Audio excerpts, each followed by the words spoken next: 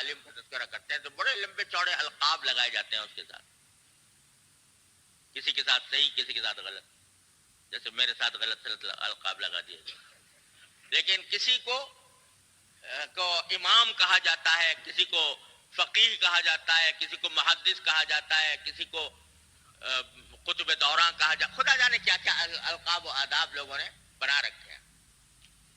لیکن آپ نے دیکھا ہوگا کہ حضرات صحابہ کرام رضی اللہ تعالیٰ عنہ اجمعین کو جب ذکر ہوتا ہے تو وہاں کوئی لقب نہیں لگاتا،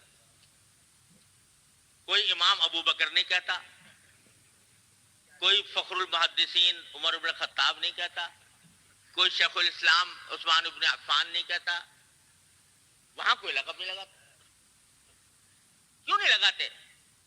بھائی بعد کے آنے والے جو ہیں ان کے ساتھ تو لمبے چوڑے لقب لگا رہے ہیں، اور جو صحابی وہ ہیں کہ وہ صحابہ کرام کے